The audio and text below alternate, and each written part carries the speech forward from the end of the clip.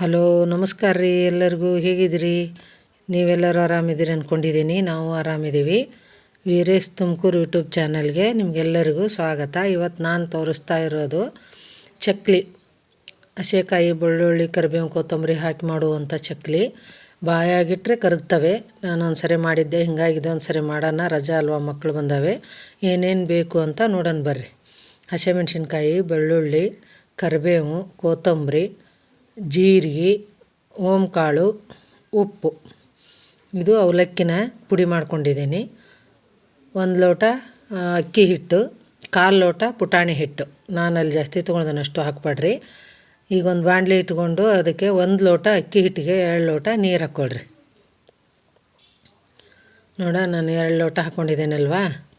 ಹಾಕ್ಕೊಂಡೀಗ ಅದಕ್ಕೆ ಓಂಕಾಳು, ಜೀರಿಗೆ 2 ಹಾಕ್ಕೊಳ್ಳೋಣ. ಉಪ್ಪು ಹಾಕ್ಕೊಂಡು ಕುದಿಯಾಕ್ಬಿಟ್ಟು ಇಲ್ಲಿ ರುಬ್ಕೊಂಬರೋಣ. ಬೆಳ್ಳುಳ್ಳಿ, ಹಸಿಮೆಣ್ಸಿನ್ಕಾಯಿ, ಕರಿಬೇವು, ಕೊತ್ತಂಬರಿ ಇದನ್ನಿಷ್ಟನ್ನು ರುಬ್ಕೊಂಬರೋಣ ಸಣ್ಣಗೆ. ಈಗ ಇಲ್ಲಿದ್ದು ನೀರು ಕುದೀತಾ ಐತಲ್ವಾ, ಇದಕ್ಕೆ ರುಬ್ಕೊಂಬಂದಿರೋದನ್ನು ಹಸೆಕಾಯ್ದು ಹಾಕೋಣ. ಎಲ್ಲರೂ ಕಾಳು ಮೆಣಸು ಹಾಕ್ತಾರೆ, ಹಸೆ ಖಾರ ಹಾಕಲ್ಲ. ನಮ್ಮ ಉತ್ತರ ಕರ್ನಾಟಕದ ಕಡೆ ನಾವು ಬೆಳ್ಳುಳ್ಳಿ ಹಸೆಕಾಯಿ ಅಂದರೆ ಜಾಸ್ತಿ ಇಷ್ಟ.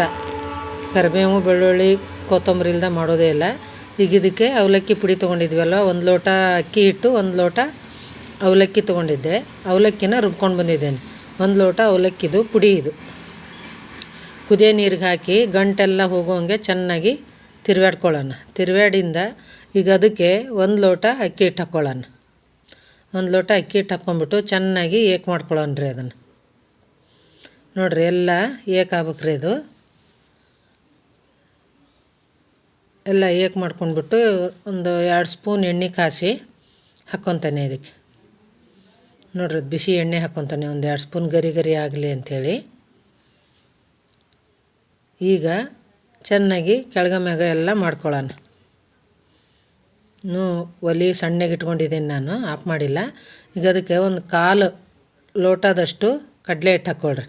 ಜಾಸ್ತಿ ಹಾಕ್ಕೊಂಡ್ರೆ ಜಾಸ್ತಿ ಎಣ್ಣೆ ಹಿಡಿತವೆ, ಆಮೇಲೆ ಜಾಸ್ತಿ ಪಳ್ಳಾಗಿಬಿಡ್ತವೆ, ಗಟ್ಟಿ ಬರಲ್ಲ. ಅದಕ್ಕೆ 1 ಲೋಟ ಅಕ್ಕಿ ಹಿಟ್ಟು, 1 ಲೋಟ ಅವಲಕ್ಕಿ, 1/4 ಲೋಟ ಹುರ್ಗಡ್ಲೆ ಇಷ್ಟು ಹಾಕ್ಕೊಂಡು ಎಲ್ಲ ನಾನು ಇದು ಏಕ್ ಮಾಡ್ಕೊಂಡು ಒಂದು ಪರಾತಕ್ಕೆ ಹಾಕ್ಕೊಂಡಿದ್ದೀನಿ. ಈಗ ನೋಡಿರಿ, ಇನ್ನೂ ಬಿಸಿ ಐತೆ. ಹಾಗೆಲ್ಲ ಚೆನ್ನಾಗಿ ಮಿದ್ಕೊತಾನೆ. ಅದನ್ನು ಮಿದ್ಕೊಂಡು ಒತ್ತಳ ತೊಗೊಂಡು ರೆಡಿ ಮಾಡ್ಕೊತಾನೆ. ನೋಡಿರಿ, ಈಗ ನಾನೆಲ್ಲ ಈ ಥರ ಮಿದ್ಕೊಂಡು ಚರ ನಾದ್ಕೋಬೇಕು. ಅದನ್ನು ನಾದ್ಕೊಂಬಿಟ್ಟು ಒತ್ತಳ ತೊಗೊಂಬಿಟ್ಟು ಅದಕ್ಕೆ ಒಂದು ಸ್ವಲ್ಪ ಎಣ್ಣೆ ಒರೆಸ್ಕೊಂಡು ಅದು ಉದ್ದಕ್ಕೆ ಮಾಡಿದ್ದೀವಲ್ವ, ಅದನ್ನು ಇಟ್ಕೊಂಡ್ಬಿಟ್ಟು ಚಕ್ಲಿ ಒತ್ಕೋಬೇಕು. ನೀವು ಒಂದು ಸರಿ ಹಿಂಗೆ ಮಾಡ್ಕೊಳ್ರಿ.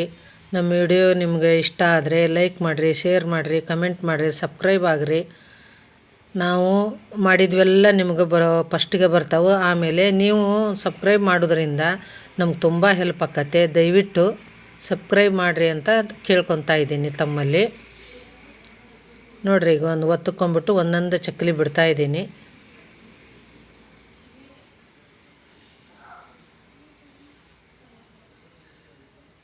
ನೀವು ಹಿಂಗೊಂದು ಸರಿ ಮಾಡ್ಕೊಳ್ರಿ, ಹೆಂಗೆ ಬಂದೈತೆ ಅಂತ ಕಮೆಂಟ್ ಮಾಡಿರಿ.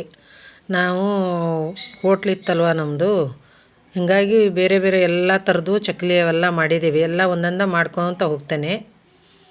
ನೀವು ಟ್ರೈ ಮಾಡಿರಿ. ನೋಡಿ, ತುಂಬ ಪಳ್ಳು ಬಂದವೆ ಚಕ್ಲಿ. ಹಗುರು ನಂಗವೆ, ಬಾಯಲ್ಲಿ ಅಂತೂ ಸಖತ್ ರುಚಿ ಇದ್ದಾವೆ. ನೀವು ಒಂದು ಸರಿ ಮಾಡಿರಿ. ನೋಡ್ರಿ ಹೆಂಗೆ ಬಂದಿದ್ದಾವಲ್ವ. ನೋಡ್ಕೊಳ್ಳಿ, ಮಾಡ್ಕೊಳ್ಳಿ, ತಿನ್ಕೊಳ್ಳಿ, ಖುಷಿಯಾಗಿರ್ರಿ. ನೀವು ನಮಗೆ ಸಬ್ಸ್ಕ್ರೈಬ್ ಮಾಡಿರಿ ದಯವಿಟ್ಟು. ತಮ್ಮೆಲ್ಲರ ಹತ್ರ ಕೇಳ್ಕೊಳ್ಳೋದು ಇದು ಒಂದೇ. ನೀವೆಲ್ಲರೂ ಸಹಾಯ ಮಾಡೋದ್ರಿಂದ ನನ್ನ ಮಗ ಬೆಳಿಬೋದು. ವಿಡಿಯೋ ನೋಡಿದ್ದಕ್ಕೆ ಎಲ್ಲರಿಗೂ ನಮಸ್ಕಾರ.